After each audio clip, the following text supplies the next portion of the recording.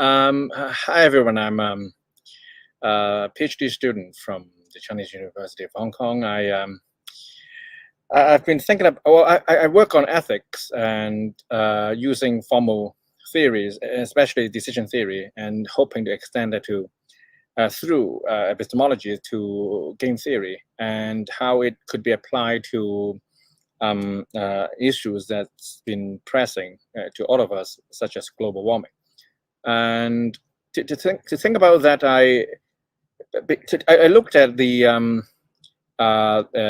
sustainable development goal of the United Nations, and what it is for our practice or for some policy that will over the governance of the United Nations, how it is that it's sustainable. Roughly put, it's about if sustainability.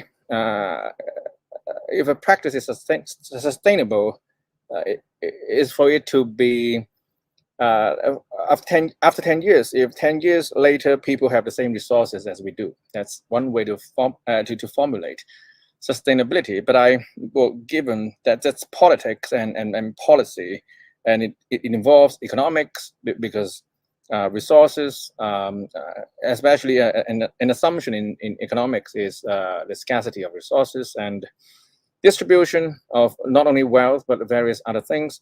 So that they interact very much with philosophy, ethics, politics, and even morality. And to start thinking about how one's theory in morality, in ethics, would be utilized in the public sphere, or at least how it is that philosopher, academics, we think about things that that concerns us, but there are various things that, for example, deep ecology. Okay, let me see. Yeah, so that's one thing that I try to tackle, because with deep ecology, in some sphere, it has a bad rap, because the intrinsic value of nature, instead of, in contrast to things that are being attacked, which is anthropocentrism, how nature has value only because of its use for human beings, for example. How the land we are to care for, because if we over-farmed, or in a way that if it led to desertification, then the justification is only based on what it is for us. So for philosophers who think that there is intrinsic value in nature, and then, for example, one famous deep ecologist is Annie Ness, and others who happens to be a philosopher of language, and another philosopher who's also been trying to argue, push forward for the intrinsic value of nature, is Richard Sylvan, who's a logician, very famous logician from Australia, with the last man case. Imagine the world has only one person left. Which is worse, whether that before he's gonna die, he damaged whatever that's left of nature, or just leave it be? If leaving it be is a better world, then the betterness doesn't depend on human beings, because there would be no more human beings alive. So that's one way philosophers would argue for the intrinsic, in a way that it's valuable not for other beings such as human beings. And but the problem is that that's something that we cannot justify to politician, or in any way in the public sphere, because people care more about money and how they, and even with regard to sustainability, resources, we can only talk about for example, people talk about the good of a resting period for fishermen, for fishery, because overfishing would disturb the food chain, and then in the end we will not have the same resources, the same variety and for consumption. How it is that when we care about nature, but we have to justify that to other people who has to care about the numbers on the ledger, and that's something that I think even especially philosophers are in a very much better position to think about, because of first of all they might be more well versed in the philosophy of the morality of deep ecology, for example, and what and how it would impact us, that would make a difference to politicians or even voters and even consumers. So that's how I think would be one approach that would illustrate the importance of engagement of philosophers, intellectuals, academics in the public sphere. So that's one thing. And on the other hand, to put what I think about in decision theory and game theory to practice, that's a project that I did some time ago, and because the politics of global warming, it involves other people, and how cooperation could be better understood through, for example, game theory. And if you the Nash equilibrium and also the prisoner's dilemma, because one way to understand it, well, one way the prisoner's dilemma could be applied to understand the problem with climate change is that if everyone emits no greenhouse gas, that's at the present rate it's almost impossible.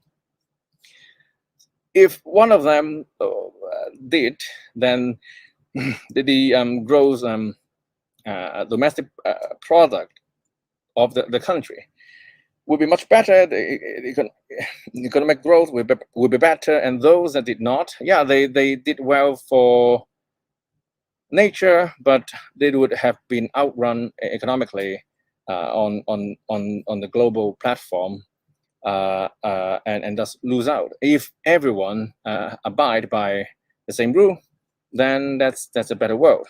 But if only one defected, then other people's cooperative effort would have been lost, or even they would be worse off than the defector. So, well, roughly put, if we were to agree to impose for example, a carbon tax, increasing the cost of defection, given that it's agreement not to emit too much or up to a certain degree. The Paris Agreement, it has a certain set. Well, the goal of the Paris Agreement is not to increase the temperature at a global level too much across a certain time.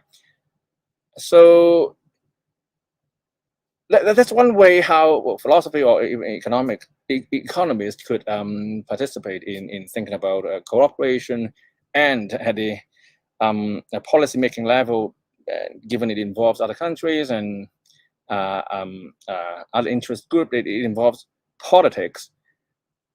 And on the other hand, besides politics and going strictly to economics, I've also tried to talk about how, for example, in the food production industry, I think it's a well-known fact that there are, well, given the profit maximization motive of almost every companies in a free market-driven capitalistic society, minimize the cost, maximize the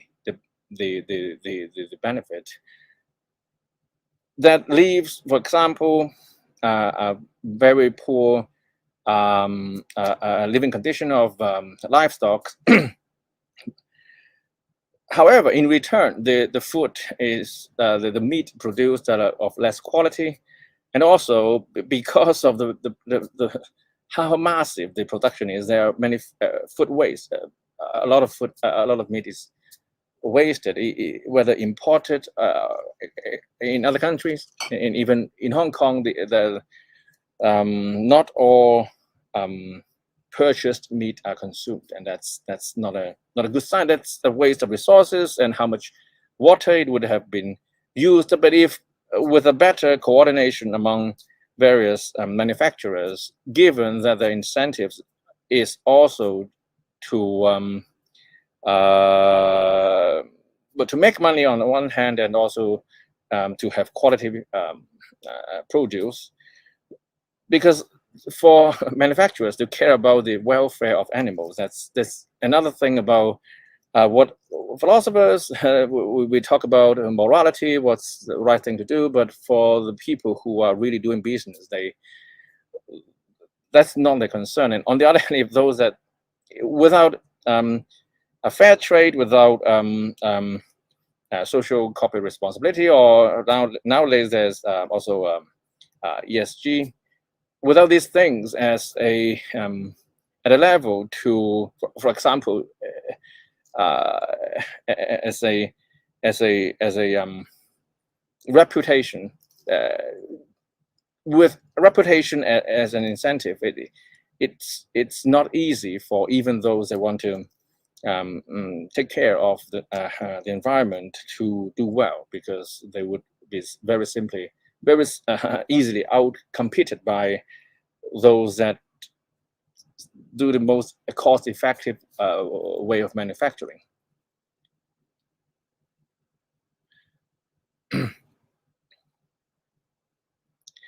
Okay, hold on.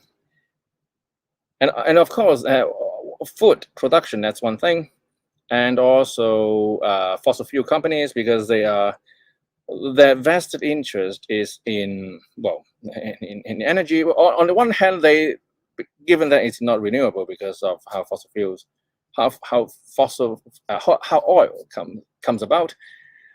So to focus on how they are motivated. I also try to think of some game and decision theoretic proposal to handle the problem. Okay, and lastly, there's also something about, because it's been a heated debate. Well, not heated debate, but there's been an agenda of setting a net zero, the carbon emission, and how it is how it recycled into in the carbon cycle, how the balance is to be struck at a certain time. That people, national leaders, have been setting such goal. But given what we know about, even if we were to stop all carbon emission, greenhouse gas emission at a certain time, it still takes quite a long time for the environment to return to pre-industrial, pre-industrialization era. I don't know the science, but given the accumulation to be too much sometime down the line, there will be a point that's irreversible. And I also try to motivate the rationality of, given the uncertainty, it is always more reasonable, even always more rational, to aim at real zero as early as possible. And yeah, so all this goes back to the point about sustainability, because well, one way for something to be sustainable is simply for an external system, such as when we sustainable development goal, and especially to think about development in poor country. There's a difference between in a certain village, they don't have clean water, and some, well, people from the outside help them to dig well. That's good. But once the well is gone dry or get polluted, then they will need external help later. And a better way, of course, that's been in the practice of development projects. Instead, they teach those people to use the tools to dig wells, and they also can help the local community. And one thing about the local community helping themselves, developing in whatever way that would better their lives, the cooperation and how they get to solve problems together would actually, through solidarity, makes the whole aid project to be more beneficial. So economically, or at a political level, politicians and policymakers, they want something quantifiable, measurable. That's very important, I think. So they know how well they do, and they can put it on record and compare, especially somewhere down the line when not everyone can go back and explain what they did. But we see that just aiming at later generations having the same resources lacks something, and that's one way I think we could illustrate how philosophers, knowing roughly what a policy is, could contribute to the whole